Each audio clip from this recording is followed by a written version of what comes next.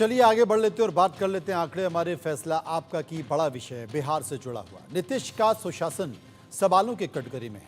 बिहार की कानून व्यवस्था पर गंभीर सवाल खड़े हो रहे हैं। वजह है एक पूर्व मंत्री के पिता की बेरहमी से हत्या। बिहार के दरभंगा में वीआईपी अध्यक्ष मुकेश सहनी के पिता की निर्मम हत्या कर दी गई। हत्यारों ने धारदार हथियार से मुकेश सहनी के पिता को काट डाला। इस हत्याकांड से बिहार उबल पड़ा है। जगह जगह प्रदर्शन होने लगे हैं तो विपक्ष ने भी नीतीश के सुशासन के सवाल खड़े कर दिए हैं। आरजेडी नेता तेजस्वी यादव ने यहां तक कह दिया है कि बिहार में आतंक राज स्थापित हो चुका है। अपराधियों को सत्ता का संरक्षण मिल रहा है। हालांकि बिहार सरकार का दावा है कि हत्यारे कहीं भी छुपे हों उन्हें ढूंढ निकालेंगे, दोषियों के खिलाफ सख्त कार्रवाई करेंगे। लेकिन सवाल है कि जब एक पूर्व मंत्री के पिता सुरक्षित नहीं है तो आम जनता कैसे सुरक्षित महसूस कर सकती है। आज इसी मुद्दे पर चर्चा होगी, जनता की राय जानेंगे। लेकिन उसके पहले एक रिपोर्ट हमने तैयार की है, वो आपको बताएंगे, क्योंकि ये बड़ा विषय हो चुका है। ये बड़ा विषय इसलिए भी हो चुका है क्योंकि मुकेश सहनी बिहार सरकार के पूर्व मंत्री रह चुके हैं। और सबसे बड़ा सवाल है कि जहां बिहार सरकार पर विपक्षी पार्टियां हमलावर हैं, वहीं पर नीतीश कुमार इस पूरे मामले पर हाथ रखकर बैठे हैं। नीतीश कुमार ने केवल एक बात कही है और वो बात उन्होंने कही है कि इस पूरे मामले पर मेरी नज़र बनी हुई है। तो क्या नज़र कब तक बनी रहेगी? अगर मुकेश सहनी जो कि पूर्व मंत्री हैं, उनके पिता को काट डाला अपराधियों ने, उसके बावजूद भी अगर अपराधी बेखौफ घूम रहे हैं तो क्या ये सुशासन है? और ये कैसा सुशासन है? और इसकी जिम्मेदारी किसी और की नहीं बल्कि बिहार के मुख्यमंत्री नीतीश कुमार की होगी, क्योंकि नीतीश कुमार के साथ साथ सुशासन बाबू के नाम से ही जोड़ा जाता है।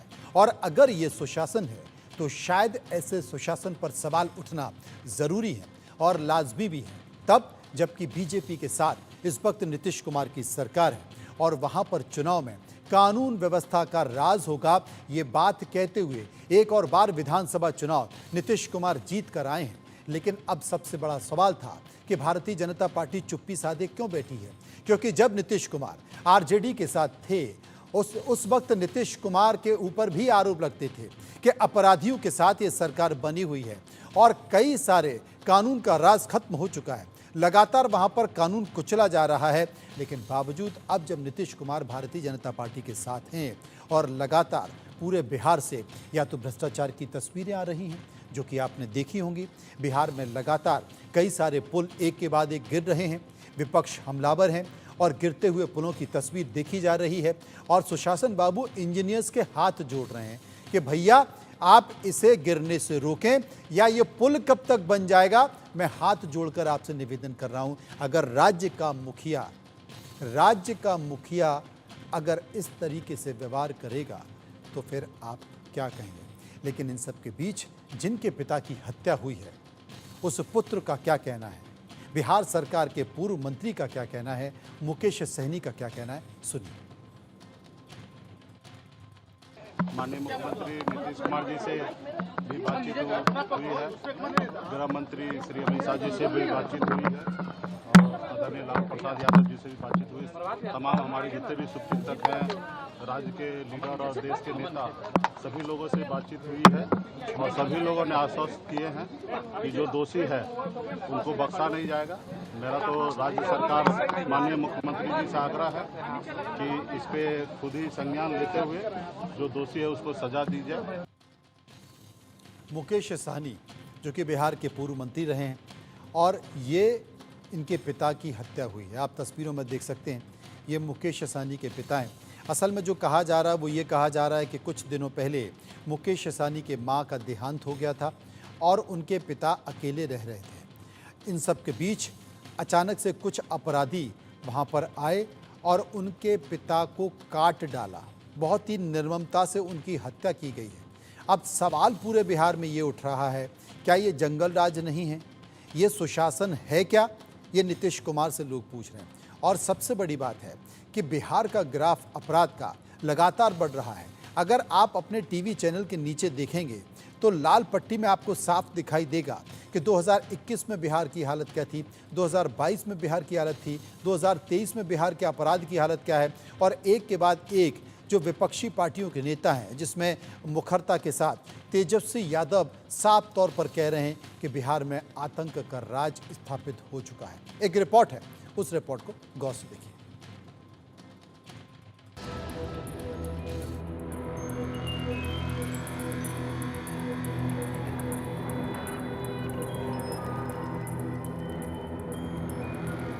क्या बिहार में आउट ऑफ कंट्रोल हो गए हैं अपराधी?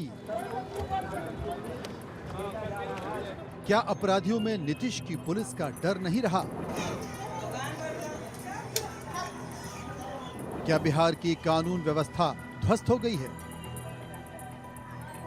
क्या अपराध रोकने में नीतीश नाकाम हो गए हैं?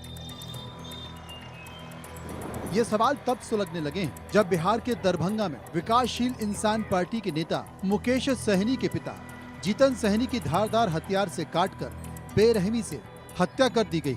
डॉग स्क्वाड ने भी किया है, एफएसएल ने भी कई सारी चीज़ों का एविडेंस, फिंगरप्रिंट वगैरह कलेक्ट किया है। अब जो है जो डिसीज है उनके बॉडी से जो है नेल क्लिपिंग वगैरह भी लिया है, तो आगे हम डीएनए की भी जांच करा सकते हैं। तो प्रॉपर्ली इसको बहुत ही साइंटिफिक तरीके से हम उसको इन्वेस्टिगेट करके आपको जो है सामने आपको अपडेट कर देंगे। देखिए, हम काफ़ी पहलुओं पर केस के काफ़ी नज़दीक पहुँच चुके हैं, बट एक बार एक प्रॉपर जैसे सारे एविडेंसेस के बीच में लिंक बैठ जाए तो हम आपको अपडेट करके बताएंगे। पुलिस जांच कर रही, लेकिन हत्या किसने की? हत्या के पीछे का मकसद क्या था और कितने बदमाश हत्याकांड में शामिल थे, इसका पता अभी तक पुलिस नहीं लगा पाई है। हालांकि नीतीश कुमार ने मुकेश सहनी को भरोसा दिया है कि वो खुद इस मामले पर नजर बनाए हुए हैं। जी हाँ, जानकारी सीएम साहब से बातचीत हुई है और सर ने कहे कि हम सारा चीज़ को देख रहे हैं अपने स्तर से और दुखद घटना है और अपने तरफ से हमें जो भी सांत्वना दिए हैं। गृह मंत्री जी भी फोन किए थे, लालू जी भी फोन किए और तमाम जितने भी हमारे देश के राज्य के नेता हैं सभी लीडर फोन करे। सभी लोगों ने कहा हम आपके साथ हैं और इस घटना पे हम नज़र बनाए रखे हैं और इस पर उचित कार्रवाई सभी की जाएगी। पत्नी के निधन के बाद से मुकेश सहनी के पिता अकेले घर में रहते थे और हत्यारों को शायद ये पता था। यही वजह है कि जीतन सहनी को अकेला पाकर बदमाशों ने बड़े ही निर्मम तरीके से उनकी हत्या कर दी और इस हत्याकांड ने नीतीश के सुशासन और बिहार की कानून व्यवस्था दोनों को सवालों के कटघरे में खड़ा कर दिया है। आज मुकेश भाई के पिता की निर्मम हत्या हुई कल, तो ईश्वर उनको संबल दे। माता पिता का साया उठना किसी के लिए भी बहुत मुश्किल होता है कोप करना, लेकिन हम किससे सवाल पूछें? रिटोरिकल स्टेटमेंट मैं देख रहा हूं सुबह से, कुछ से कुछ बके जा रहे हैं, बोले जा रहे हैं कि ट्रंप को भी वो कमाल की बात है भाई। मतलब शर्म को, हया को कहां छोड़ा है? त्वरित कार्रवाई हो और बिहार सरकार से अगर नहीं संभल रहा तो हाथ जोड़ के विनती करता हूं कि मुख्यमंत्री जी कह दें आई क्विट। मुकेश सहनी के पिता के मर्डर पर नीतीश सरकार घिर गई है। कानून व्यवस्था को लेकर सवालों की बौछार होने लगी है, तो नीतीश के मंत्रियों ने सख्त कार्रवाई और बदमाशों को जल्द पकड़ने का भरोसा दिया है। सरकार इसे पूरा गंभीरता से ले रही है और प्रशासन और पुलिस अधिकारियों को सख्त निर्देश दिया गया है कि अपराधी किसी भी सूरत में बचना नहीं चाहिए। और वैसे भी मुकेश सहनी इस प्रदेश के मंत्री रहे हैं और एक पार्टी के संस्थापक हैं। बिहार की सरकार का दावा है कि बदमाश जल्द कानून के शिकंजे में होंगे, दोषियों को बख्शा नहीं जाएगा। लेकिन सवाल है कि जब एक सियासी दल के नेता के परिजन सुरक्षित नहीं है, तो बिहार में आम लोग कैसे सुरक्षित महसूस करें?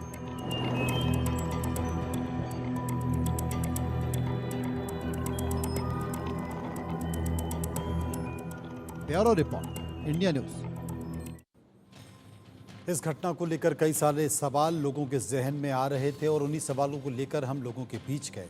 लोगों ने उस पर अपनी राय दी और जो सवाल हमने पूछे वो इस वक्त आपके सामने आपके टीवी स्क्रीन पर। पहला सवाल जो हमने पूछा, बिहार में वीआईपी सुप्रीमो मुकेश सहनी के पिता की हत्या को आप जंगल राज की वापसी मानते हैं? 54% यानी कि 54% लोगों ने कहा हाँ, 40% लोगों ने कहा ना और 6% लोग इस पर कुछ भी कहना नहीं चाहते थे। विस्तार से चर्चा करेंगे। कंचना यादव हैं जो कि प्रवक्ता आरजेडी हैं, मयंक सिन्हा नेता जेडीयू हैं और एलन राव पूर्व डीसीपी स्पेशल सेल है। सबसे पहले मैं बात करूंगा प्रवक्ताओं से। जेडीयू के प्रवक्ता मयंक सिन्हा, मयंक साहब, आप मानते हैं कि क्योंकि नीतीश कुमार के नाम के आगे हमेशा सुशासन बाबू लगा रहता है और अब सवाल उनके सुशासन पर उठने लगे हैं, क्योंकि अगर इतने बड़े नेता के पिता की हत्या हो जाती है, निर्मम हत्या हो जाती है, उन्हें काट डाला जाता है, तो फिर आम जनता के बारे में क्या कहा जाए? देखिए, घटना बहुत ही पीड़ादायक है, दुखद है और पीड़ाजनक है। पुलिस, बिहार की पुलिस तमाम घटना की जांच बहुत तेजी से कर रही है और दरभंगा के पुलिस विभाग के हमारी तेज तर्रार पुलिस ऑफिसर के अनुरूप में एसआईटी का गठन किया गया है। और जो काम्या मिश्रा जी देख रही हैं, यहाँ पर हमारे को पॉलिटिकल इन्वेस्टिगेशन का काम नहीं करना है। पुलिस हमारी पूरी तरीके से इन्वेस्टिगेट कर रही है मैटर को। रही बात जंगल, मयंक सिन्हा जी, आपकी बारी आती है तो आप ये कहते हैं कि पॉलिटिकल इन्वेस्टिगेशन नहीं करना है, और जब दूसरों की बारी आती है तो आप हर मामले में पॉलिटिकल इन्वेस्टिगेशन करते हैं। आपके सरकार में जब पुल गिरते हैं तो आप कहते हैं पॉलिटिकल इन्वेस्टिगेशन नहीं करना है, और जब दूसरों की बारी में अगर भ्रष्टाचार का जरा सा भी मामला आता है तो आप कहते हैं कि साहब ये तो बहुत गलत है। बात थोड़ा हमारी सुन लीजिए।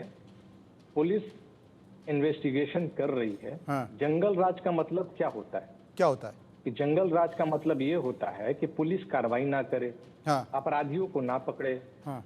और एफआईआर दर्ज ना हो। यहाँ तो बाकायदा पुलिस पूरे मुस्तैदी से अपना काम कर रही है। एसआईटी का गठन हुआ है और डीआईजी हमारे मॉनिटरिंग कर रहे हैं वहां पर। सारे जो भी अपराधी हैं, जो भी अपराध, जिस प्रकार का जघन्य अपराध उन्होंने करने का काम किया है, तो पुलिस और न्यायालय के मदद से उनको सजा देना हमारा पहला कर्तव्य है। चलिए, आप सजा तो देना बिहार के आपका पुलिस पहला और बिहार कर्तव्य की है, इसका सरकार जवाब कंचना जी वो देंगी। करने- लेकिन सर्वे का जो दूसरा सवाल है वो भी हमने लोगों से पूछा कि क्या मुकेश सैनी के पिता की हत्या को राजनीतिक रंग देने की कोशिश की जा रही है? 64% लोगों ने कहा हाँ, 24% लोगों ने कहा ना, और 12% इन दोनों में से कोई भी विकल्प चुनना नहीं चाहते। आरजेडी प्रवक्ता कंचना यादव हमारे साथ मौजूद हैं। कंचना जी, जिसका जवाब दे रहे थे अभी हमारे साथी मयंक सिन्हा साहब, जो कि जेडीयू के नेता प्रवक्ता हैं, उसके साथ साथ इस सर्वे का भी जवाब दे दीजिए। नहीं, ये बहुत अच्छा है मयंक जी कि आप अपने अनुसार जंगल राज को डिफाइन कर देते हैं।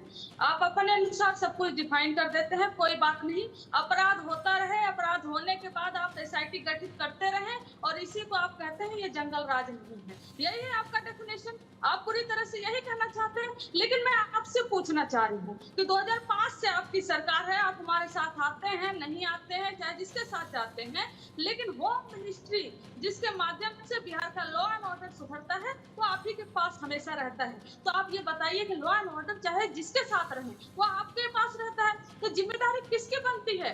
लेकिन 20 साल से एक और बहुत इंटरेस्टिंग फैक्ट है कि कुछ भी होता है, अगर हम कुछ भी बोलते हैं, किसी भी मुद्दे पर बोलते हैं, आपके मुंह से, आप लोगों के मुंह से, बीजेपी और जदयू के मुंह से सिर्फ एक शब्द निकलता है, जंगल राज, जंगल राज, जंगल राज। 20 साल से जो बच्चा पैदा हुआ है और 20 साल का हुआ है उसको एक टर्म बस सुनाई दे रहा है, जंगल राज। आपके मुंह से सिर्फ विपक्ष को लेकर यही निकलता है, और जब अपनी बारी आती है, जब आप कहते हैं कि निष्पक्ष न्याय, हम तो राजनीति भी नहीं कर रहे इस पर, हम तो न्याय की मांग कर रहे हैं सर।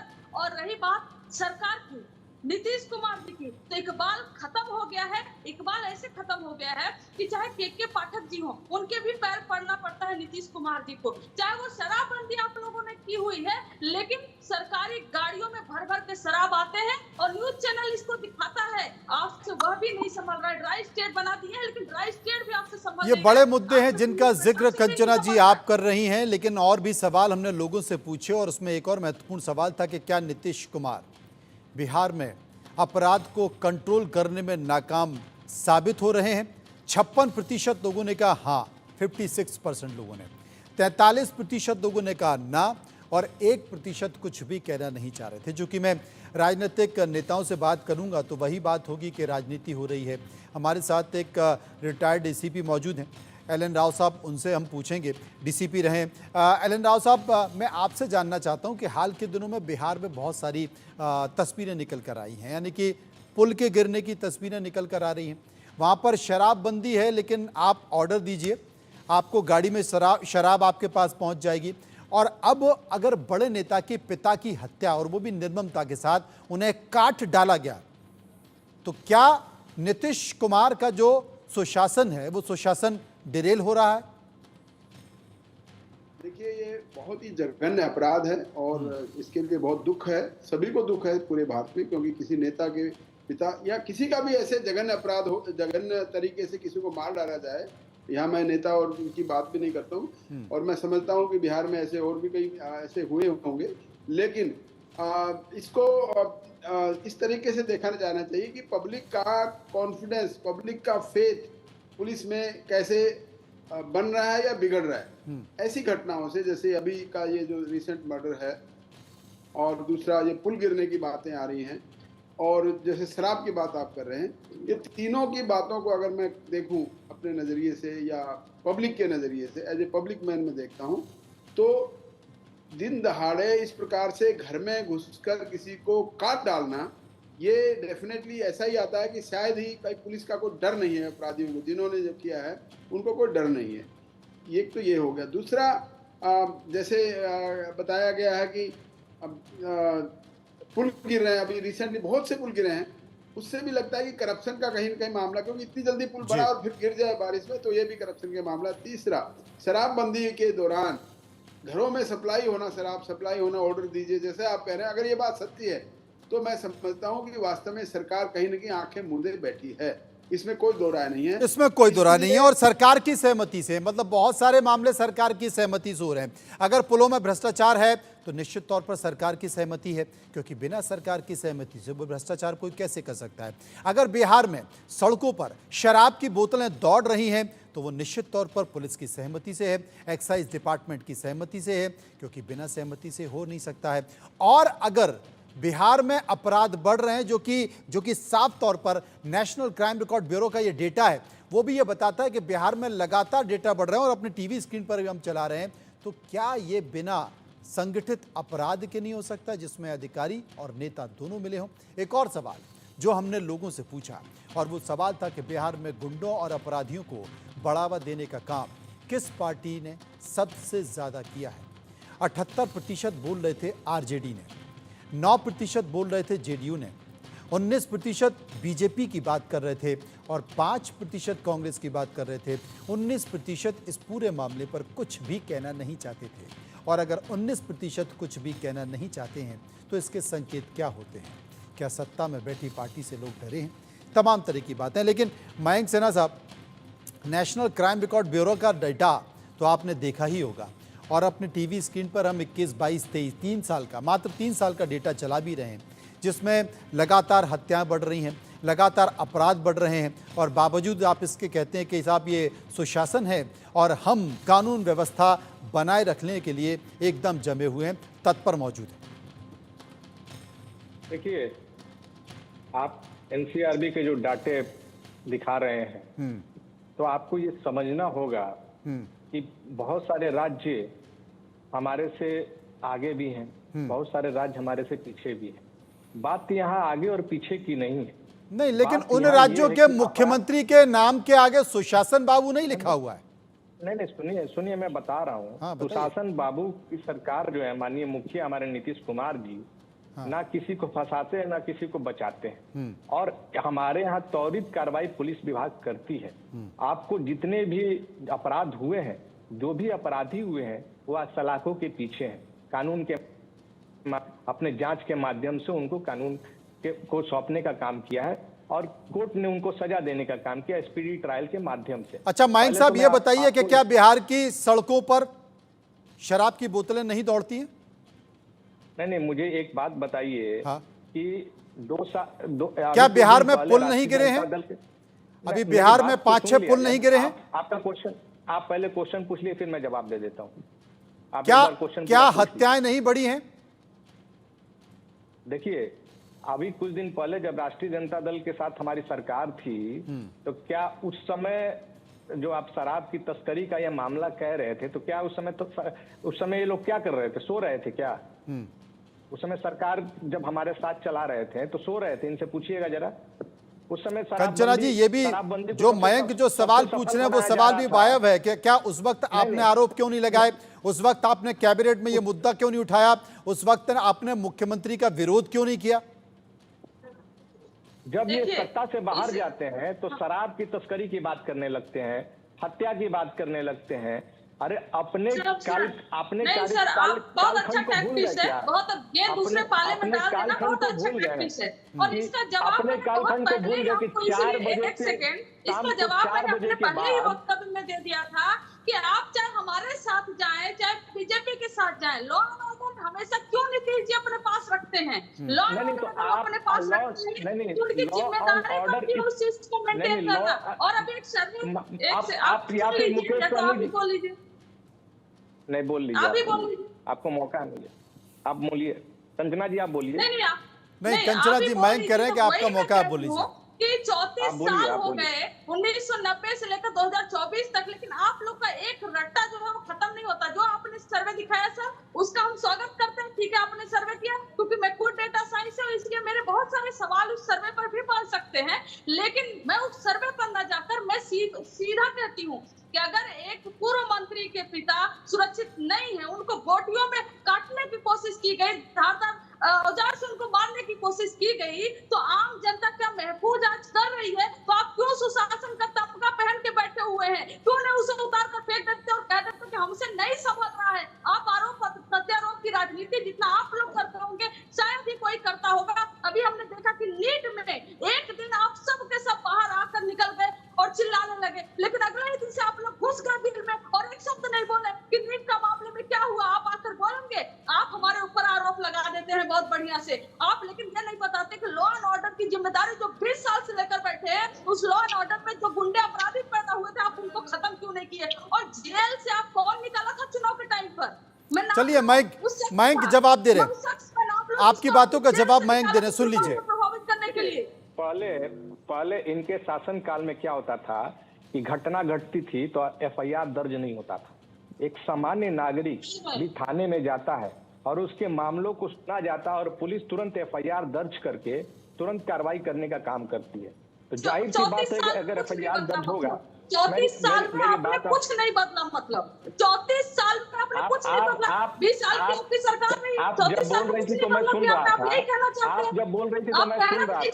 अब मेरा टर्म है, मेरा टर्म में आप ही बोल लीजिए, सुशासन बाबू का कोई मतलब नहीं है। मेरे टर्म में आप ही 1990 में जाना है तो आप 2024 की जिम्मेदारी। चलिए, आरोप प्रत्यारोप का दौर ऐसे ही लगता रहता है, लेकिन एलन राव साहब, मैं आपसे एक जानना चाहता हूं, एक नया ट्रेंड डेवलप हो गया है और नया ट्रेंड ये है कि अगर आपकी सरकार है और आपके प्रदेश में कोई भी गंभीर मामला, चाहे वो भ्रष्टाचार का हो, क्योंकि बहुत सारे मामले मैं देख रहा हूँ राज्यों में पेपर लीक हो रहे हैं, आपराधिक घटनाएं हो रही हैं, भ्रष्टाचार के मामले हैं, फर्जी सर्टिफिकेट लेकर कोई विधानसभा में पहुंच गया, कोई संसद में पहुंच गया, कोई सरकारी नौकरी में पहुंच गया। अगर आपकी सरकार है और आप सत्ता में हैं और सत्ता से जुड़े लोग उसमें शामिल हैं, तो आपका जब तक सत्ता है कुछ हो नहीं सकता, बचाने का प्रयास किया जाएगा। यह नया ट्रेंड डेवलप हो गया, यानी कि नैतिकता नाम की चीज अब बची नहीं है। अनम्यूट कर लीजिए। देखिए, क्रिमिनल्स के ऊपर नकेल नहीं कसना या भ्रष्टाचारियों को बचाना और इस प्रकार से जैसे पेपर लीक वाले मामले हैं, इनमें अगर सख्ती से काम करेंगे और गवर्नमेंट की या प्रशासन की विल पावर होगी तो मैं समझता हूँ डेफिनेटली इन चीज़ों में लगाम लगेगी। और ख़ास तौर से अगर पुलिस वहाँ की सतर्क है तो मैं आपको एक बड़ा परिचित वाक्य है कि पुलिस चाहे तो परिंदा पर नहीं मार सकता, ये वाले कहावत हर जगह लागू होती है, नॉट ओनली बिहार। लेकिन लोग इसका मतलब यही समझेंगे क्योंकि आम जनता अगर इन चीज़ों से प्रभावित हो रही है, उनके दिमाग में ये बात आ रहा है कि यहाँ कुछ ढिलाई हो रही है, तो डेफिनेटली प्रशासन पे और पुलिस पे सवाल तो होंगे ही होंगे। निश्चित तौर पर आपने जो बात कही है कि अगर पुलिस वाकई अपना ठान ले तो परिंदा भी पर नहीं मार सकता, लेकिन करे क्या? पुलिस या ब्यूरोक्रेसी, राजनेताओं की और सरकार के हाथों की अगर कठपुतली हो जाए तो फिर क्या होगा? वही होगा जो इस वक्त हो रहा है। बहुत बहुत शुक्रिया करेंगे